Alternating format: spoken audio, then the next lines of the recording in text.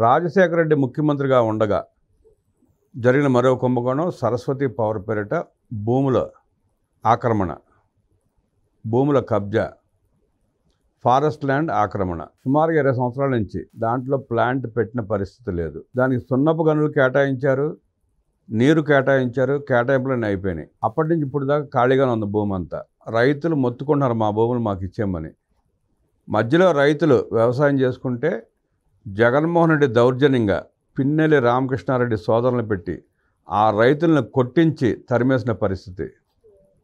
ఇవాళ ఆ భూమి మీద తల్లి కొడుకులు కోర్టు ఎక్కి నాటకాలు ఆడుతున్నారు. ప్రభుత్వం వాపసు తీసుకుంటుందన్న భయంతో వైఎస్ రాజశేఖర రెడ్డి కుటుంబం నాటకాలు ఆడుతూ కోర్టుకు వెళ్ళి కోర్టులో ఉంది అందుకని చెప్పి ఫ్యాక్టరీ పెట్టలేదని చెప్పడానికి ఒక సాకుగా చూపించుకునే అవకాశం ఉందని ప్రజలు అనుకుంటున్నారు.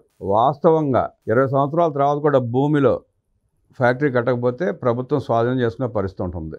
ప్రభుత్వం స్వాధీనం చేసుకోకుండా ఉండటానికే తల్లి విజయలక్ష్మి, కొడుకు జగన్మోహన్ రెడ్డి నాటకాలు ఆడుతున్నారంటూ ప్రజలు అనుకోవడంతో పాటు నిన్న కోర్టులోనే వైఎస్ విజయలక్ష్మి గారు కూడా మీ ఇద్దరం కలిసే ఉన్నాం, నేను నా కొడుకు కలిసి ఒకే ఇంట్లో ఉంటున్నామని చెప్పి స్పష్టం చేశారు.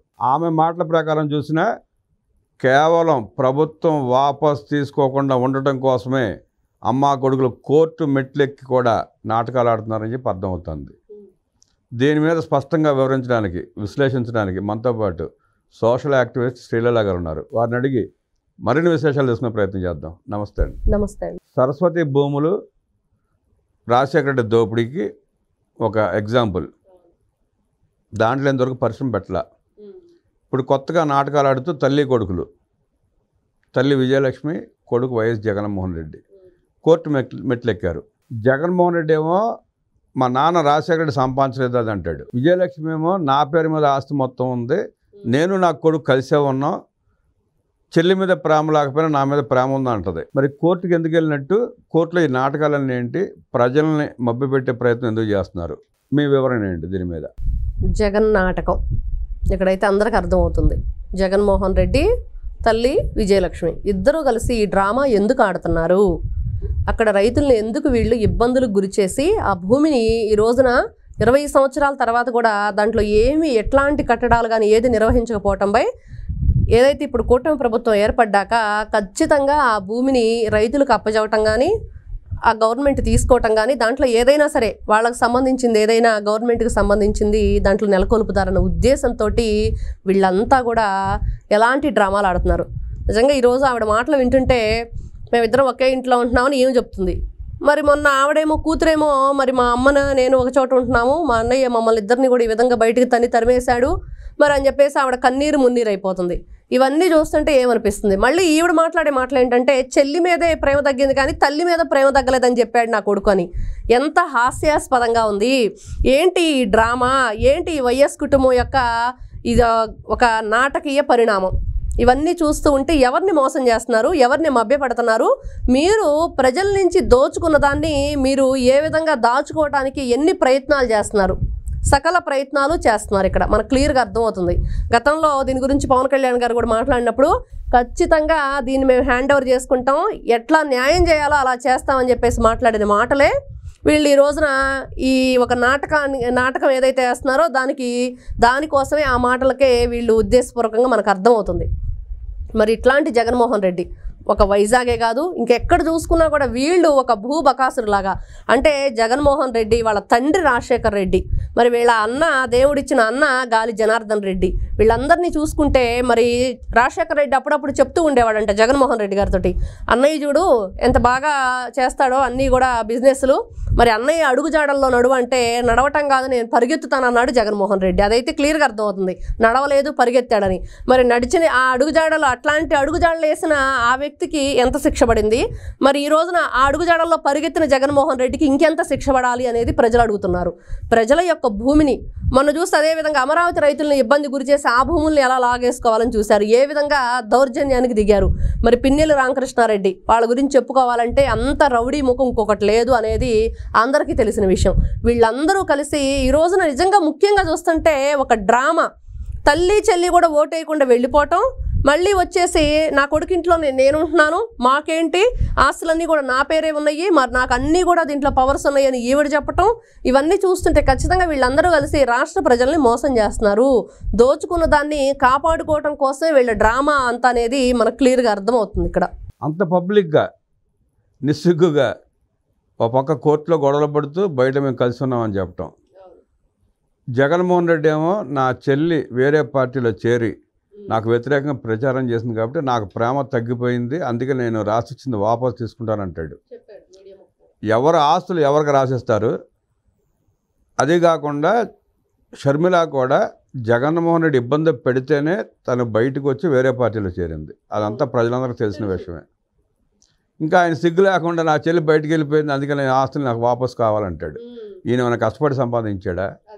లేకపోతే ఈయనకి పిల్లనిచ్చిన మామ ఏమన్నా మట్టి ఎత్తి పలుగు మట్టి పనులు చేసి సంపాదించి ఈయన కట్టబెట్టాడా? ప్రజల నుంచి దోసుకుని సొమ్మే కదా అది. ప్రజల నుంచి రాజశేఖర రెడ్డి ముఖ్యమంత్రి ఉన్నప్పుడు దోసుకుని సొమ్ము అది. దానికి ఈయన ఇట్లా మాట్లాడటం ఏంటి? ఎలా చూస్తారు దాన్ని మీరు? ఇక్కడ ఎవరైతే వైఎస్ షర్మిల గురించి చెప్పుకుంటే అసలు ఆవిడ రాజకీయ రంగ ప్రవేశం చేసింది అరంగేట్రం వైఎస్ జగన్మోహన్ రెడ్డి. అంటే నువ్వు అక్రమాస్తుల కేసులో జైలుకి వెళ్ళి జైలు శిక్ష అనుభవిస్తూ మరి ప్రజల్లోకి అన్న వదిలిన బాణం అని వదిలిపెట్టావు. మరి ఆ చెల్లిని ఆస్తుల విషయంలో మోసం చేస్తుంటే నేను ఉండలేను. మరి క్యారెక్టర్ అసాసినేషన్ ఎన్ని విధాలుగా అమ్మాయిని ఇబ్బందులు గురి చేశారు షర్మిలారెడ్డి. అంటే మరి షర్మిలారెడ్డి మీడియా ముఖంగా ఏడ్చి మరి కన్నీటి పర్యంతమైందంటే ఎంత బాధ ఉంటే ఆ విధంగా వాపోతారు అనేది మనకు కనిపిస్తుంది. రాష్ట్ర ప్రజానికమే కాదు, అందరూ చూస్తున్నారు మీడియాలో. మరి అట్లాంటి వ్యక్తి ఈ రోజున నాకు సంబంధం లేదు, మరి ఆ వ్యక్తితో ప్రేమ చచ్చిపోయిందని చెప్పిన తర్వాత అసలు ఈ భూములు ఎవరివి, ఎవరి కష్టార్జితం, ఎవరబ్బ సొమ్ము? ఈ రోజున రాష్ట్ర ప్రజలందరూ ఇదే అడుగుతున్నారు. అసలు ఎవరివి కష్టార్జితం, ఎవరిది వీళ్ళు దాచుకొని ఈ రోజున పంచుకోవటంలో మూటలు పెట్టుకోవటంలో వీళ్ళకి తగువులు వచ్చి బయటకు వచ్చి ఈ విధంగా మనకి సినిమా చూపిస్తున్నారు. కాదు, ప్రజలే వాళ్ళకి సినిమా చూపించాలంటే ఇక్కడ పోలీసులు ఎంటర్ అవ్వాలి, కూటమి ప్రభుత్వం ఎంటర్ అవ్వాలి. వీళ్ళు ఎంటర్ అయితే కానీ వీళ్ళు ఏదైతే నాటకం ఆడుతున్నారో ఆ నాటకానికి తెరపడదు అనేది మనకు క్లియర్గా కనపడుతుంది. జగన్మోహన్ రెడ్డి గారి మాటలు నిజంగా మరి తల్లి మీద చెల్లి మీద ప్రేమ చచ్చిపోయిందని చెప్పటం, అదేవిధంగా మరి దానికి సంబంధించి పార్టీకి సంబంధించి కూడా అధికార ప్రతినిధిగా ఉంటే తల్లి దగ్గర నుంచి సంతకాల సేకరణ చేసి ఆవిడని తొలగించడం పక్కకి ఇవన్నీ కూడా కనిపిస్తూనే ఉన్నాయి. మరి అదేవిధంగా ఆవిడ కార్ యాక్సిడెంట్ ఏదో మిస్ అవటం, ఆవిడ దాంట్లోనే చనిపోయేదని ఆ రోజు పెద్ద ఆరోపణలు జగన్మోహన్ రెడ్డి గారి మీద. ఆ భయంతోనే ఆవిడ అసలు దేశాన్నే వదిలిపెట్టి వెళ్ళిపోయింది కొడుక్కి ఓటేయకుండా అనేది కనిపిస్తున్న విషయం. ఇవన్నీ చూసుకుంటుంటే వీళ్ళు రాష్ట్ర ప్రజల్ని మోసం చేసి అడ్డగోలుగా అబద్ధాలు చెప్పేసి అక్కడ ఉన్న భూములంతా కూడా తండ్రి కొడుకులు. మరి ఆ రోజున జగన్మోహన్ రెడ్డి, తర్వాత చూస్తే రాజశేఖర రెడ్డి, తర్వాత చూస్తే గాలి జనార్దన్ రెడ్డి వీళ్ళ కుటుంబ సభ్యుడిగా తండ్రి ఒక దేవుడిచ్చిన కొడుకుగా చెప్పుకునే ఆ వ్యక్తి, ఇప్పుడు చూస్తే జగన్మోహన్ రెడ్డి. వీళ్ళంతా చేస్తున్నది ఏంటి అంటే నిజంగా వీళ్ళు చేస్తున్నది ఒక జగన్ నాటకం. ప్రజల్ని మభ్యపెట్టి వాళ్ళని ప్రలోభాలకు గురి చేసి లేకపోతే సంక్షేమ పథకాలు ఇస్తామని ఆశ చూపి ఏ విధంగానైనా సరే మేము మళ్ళీ అధికారంలోకి వస్తాం, ఇంకా రాష్ట్రాన్ని సర్వనాశనం చేస్తాం చెప్తున్న జగన్మోహన్ రెడ్డి 2.0 ఓ బ్లూ పుస్తకం అని చెప్పి చూపిస్తున్నారు. దాంట్లో వీళ్ళ పాపాల చిట్టా రాసుకోవడానికి తప్పించి దేనికి పనికిరాదు. తల్లి కొడుకుల నాటకం ఇంకా కట్టి పెట్టండి, ప్రజల భూమి ప్రజలకి కట్టబెట్టండి అని ఈ రోజున కూటమి ప్రభుత్వం పిలుపునిస్తుంది. నాడు వైఎస్ రాజశేఖర రెడ్డి అయినా నేడు వైఎస్ జగన్మోహన్ రెడ్డి అయినా వీళ్ళ ఓతపాదం ఏంటంటే నా ఎస్సీ, నా ఎస్టీ, నా బీసీ. వీళ్ళు నిజట్లో ఆ మాట అంటారో కళ్ళలో అంటారో లేదో తెలియదు, కానీ వాస్తవంగా వీళ్ళు నమ్మించే ప్రయత్నం అదే డైలాగ్ వాడుతూ ఉంటారు.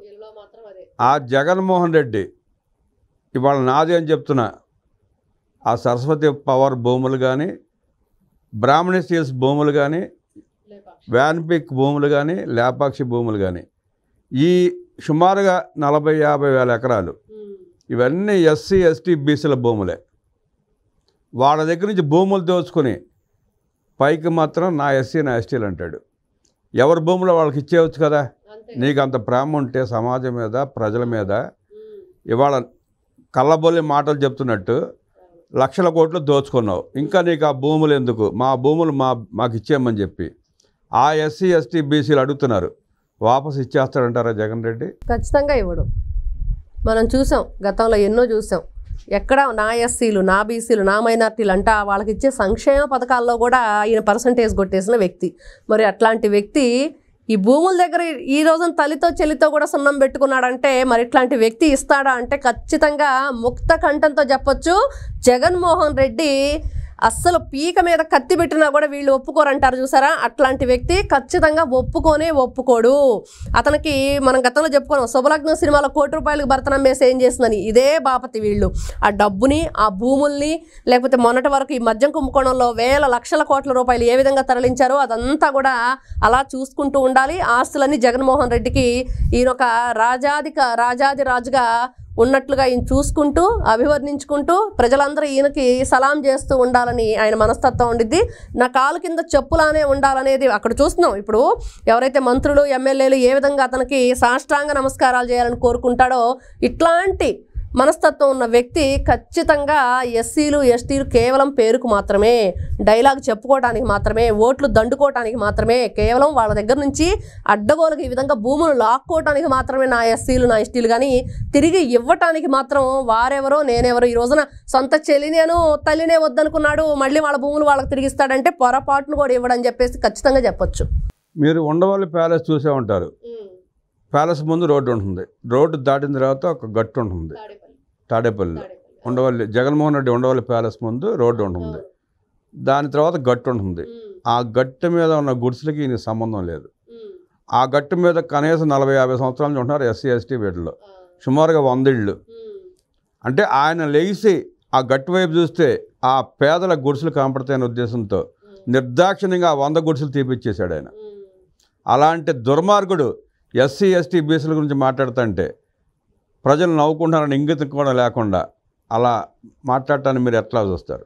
ఖచ్చితంగా ఇప్పుడు మనం అనుకున్నట్లుగా అతనికి ఏంటి, ఈ గాలి జనార్దన్ రెడ్డి లాగా బంగారు కంచంలో తిని బంగారు మంచంలో పడుకోవాలి, అసలు ఆ పేదరికం అనేది నా కంటికి కనపడకూడదు అనుకున్న వ్యక్తి ఏ విధంగా ప్రవర్తిస్తాడంటే ఈ రోజున 2019 నుంచి 24 వరకు ఆయన పరిపాలన ఎలా జరిగింది మనం కొన్ని ఫోటోలు చూస్తాం, విజువల్స్.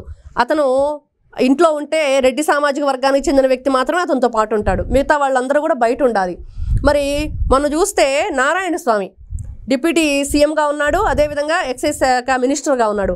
అట్లాంటి వ్యక్తిని స్టేజీ మీద సాటి మంత్రి, మరి అతనికి ప్రజాప్రతినిధిగా ఉన్న ఒక వ్యక్తిని ఏ విధంగా ఈయన కుసంస్కారం ఎలా ఉండిద్ది అనేది అదే నిదర్శనం.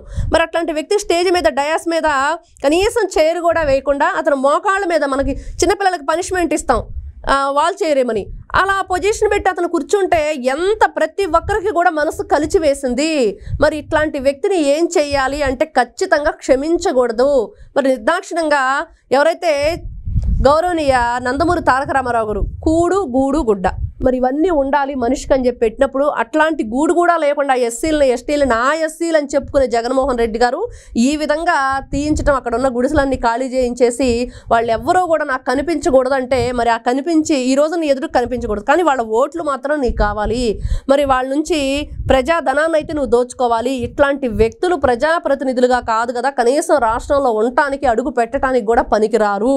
ఇదైతే ఖచ్చితంగా చెప్పొచ్చు. ఇప్పుడు జగన్మోహన్ రెడ్డి తల్లి వైఎస్ రాజశేఖర భార్య విజయలక్ష్మి వీళ్ళిద్దరూ కోర్టులో ఆడుతున్న డ్రామా కానీ బయట ఆడుతున్న డ్రామా కానీ, ఈ డ్రామాతో షర్మిలారెడ్డికి ఏమైనా సంబంధం ఉందంటారా? ఆమె పాత్ర కూడా దీంట్లో ఉందంటారా? ఇక్కడ 2 విధాలుగా చెప్పుకోవచ్చు. ఈవిడ ఎప్పుడైతే పార్టీ మారి పక్కెళ్ళిన తర్వాత తండ్రి కొడుకులు కలిసి డ్రామా ఆడుతున్నారు అనేదే మనకి ఇక్కడ కనిపిస్తున్నది.